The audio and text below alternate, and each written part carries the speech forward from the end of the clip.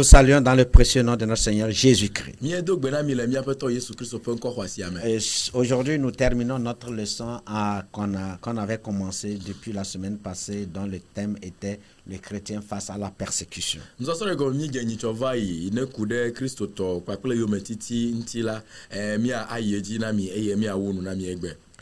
Nous avions défini le chrétien comme étant quelqu'un qui a confessé Christ et qui lui obéit.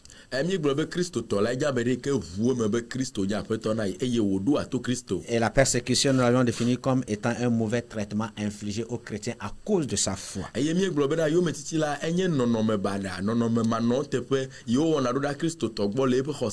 On avait donné les raisons de la persécution des chrétiens, les différentes formes de persécution, et on avait terminé avec les différentes sources de persécution. Aujourd'hui, nous allons continuer et achever avec les attitudes à adopter dans la persécution. Les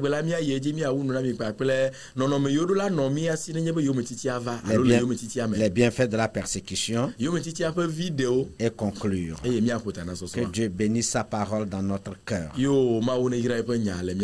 Les attitudes à adopter face à la persécution. Il y en a tellement, mais nous allons vous présenter quelques-unes.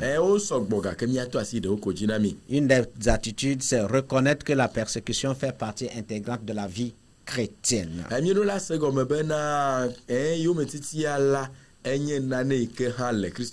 Paul a dit que ceux qui veulent vivre pieusement en Christ seront persécutés selon 2 Timothée 3:12.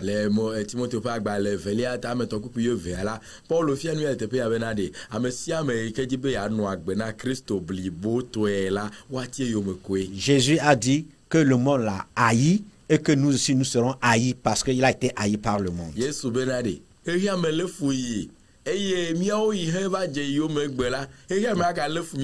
devons à partir d'aujourd'hui comprendre que ça fait partie de la vie chrétienne.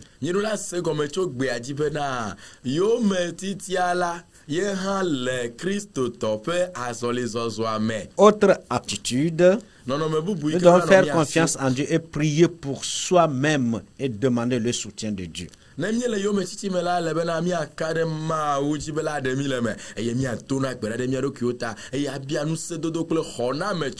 Faire confiance en Dieu et prier pour nous-mêmes afin que Dieu nous soutienne.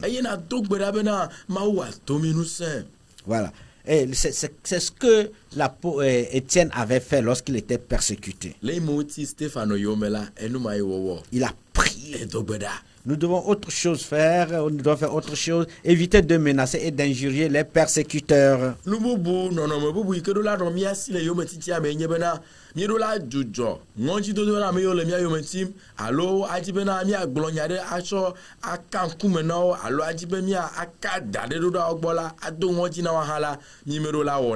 Job n'a pas insulté, Job n'a pas menacé le diable lorsqu'il était persécuté. Il ne l'a pas injurié non plus.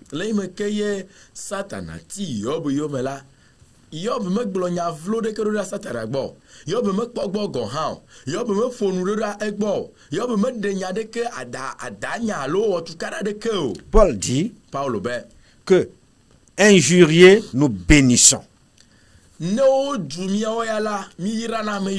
Persécuter, nous supportons. Calomnier, nous parlons avec bonté. Selon 1 Corinthiens 4, versets 11 et 13. Paul a béni ceux qui l'injuriaient. Il a supporté la persécution. Quand on le calomniait, lui, il parlait avec bonté à ses calomniateurs.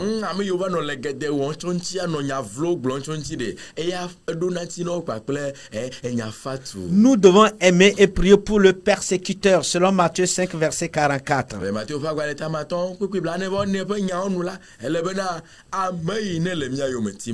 Il dit, mais moi je vous dis, aimez vos ennemis. Bénissez ceux qui vous maudissent. Faites du bien à ceux qui vous haïssent. Et priez pour ceux qui vous maltraitent et qui vous persécutent.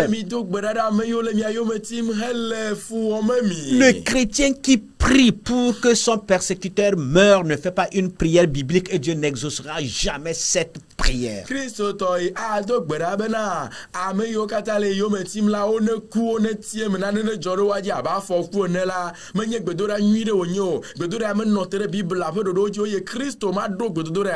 Parce que Jésus lui-même dit, priez pour ceux qui vous maltraitent et qui vous persécutent.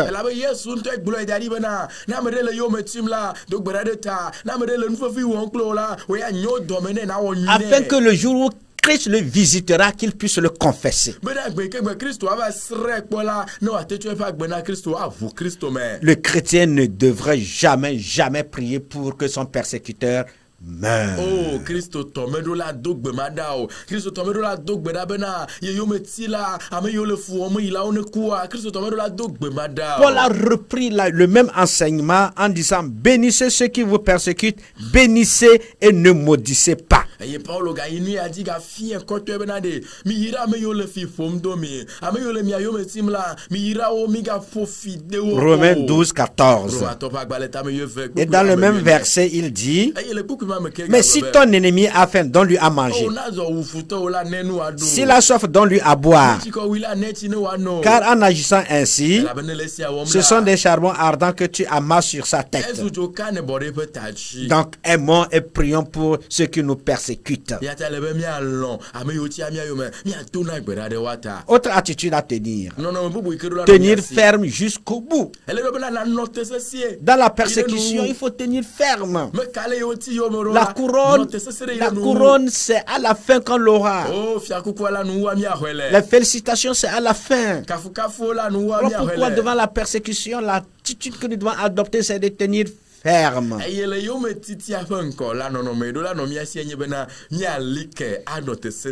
Une attitude de sagesse que je vais vous proposer ici, c'est de fuir dans la mesure du possible. S'il faut fuir, pourquoi pas?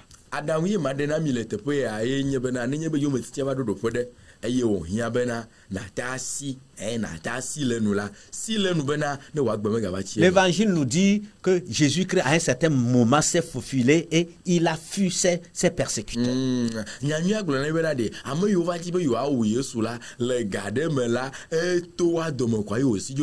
L'apôtre Paul a été mis dans un panier et on l'a se fait sortir par la fenêtre et s'est enfui.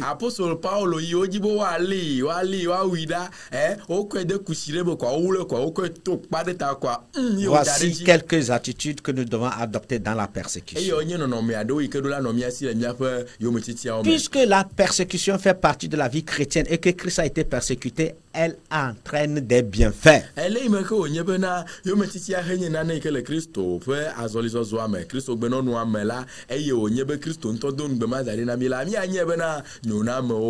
Entre autres bienfaits, la présence de Dieu à côté du persécuté. Dieu ne nous abandonne jamais, mais il est toujours là à côté de nous. Il y a aussi la purification de l'Église. Dieu permet la persécution pour purifier son église, parce que ceux qui ne sont pas dans la foi fuient et laissent ceux-là qui sont prêts à continuer jusqu'à la fin.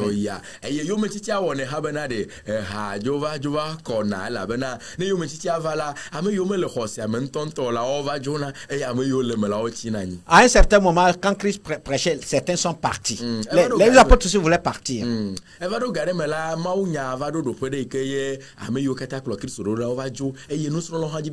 Parce que le message les interpellait à tenir ferme dans les difficultés, dans les souffrances. Comme ils ne pouvaient pas, ils sont partis.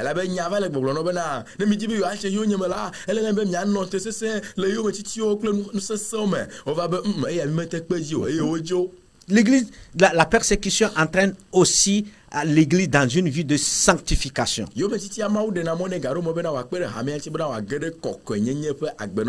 gens ne devraient pas, les chrétiens ne devraient jamais fuir la persécution.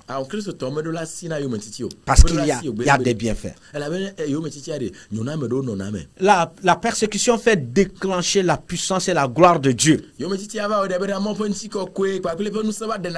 Daniel et ses amis à Babylone dans le feu ardent. Ils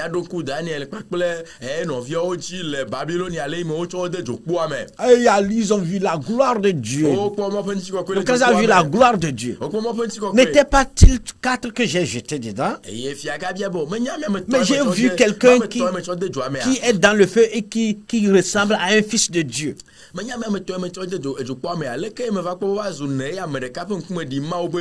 La manifestation de la gloire et de la puissance de Dieu.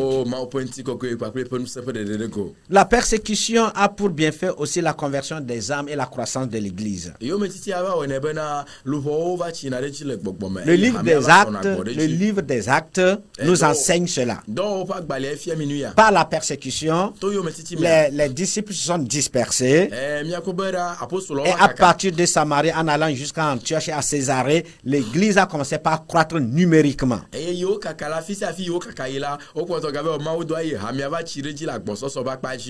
La persécution entraîne l'affermissement de la foi du chrétien. Selon Jacques 1, verset 2 à 4.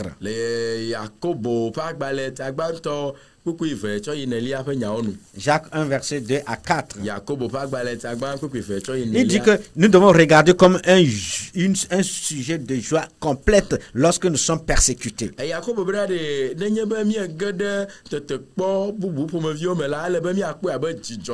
Parce que l'épreuve produit la patience. Et il faut la patience pour accomplir de bonnes œuvres. L'affermissement dans la foi. Le renforcement de la prière également est un bienfait de la persécution.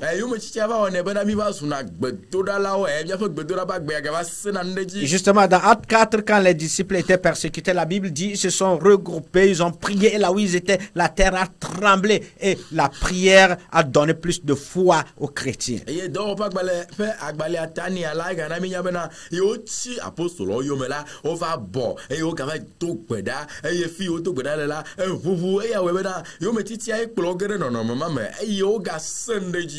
Et la persécution renforce la communion fraternelle. Hein?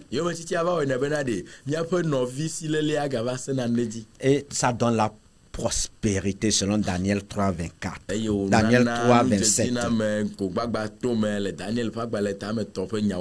Bien-aimés dans le Seigneur, en conclusion, disons que la persécution est indispensable à la foi chrétienne. Lorsqu'on est persécuté, gardons la foi en Dieu jusqu'au bout, sachant que les souffrances du temps présent ne peuvent jamais être comparées à la gloire à venir.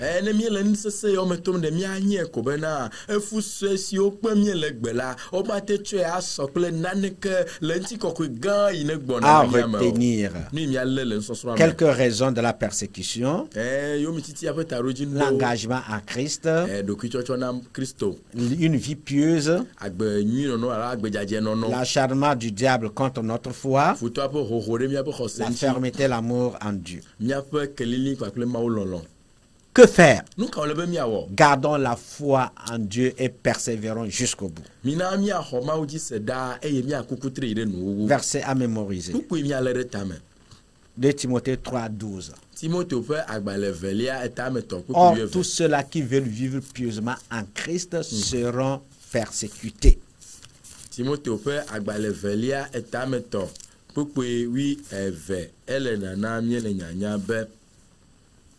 Voilà,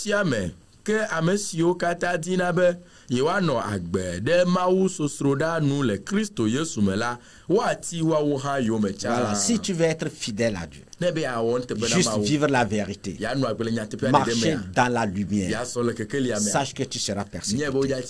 Comment obéir à cette leçon? Faisons face à la persécution avec confiance et espérance.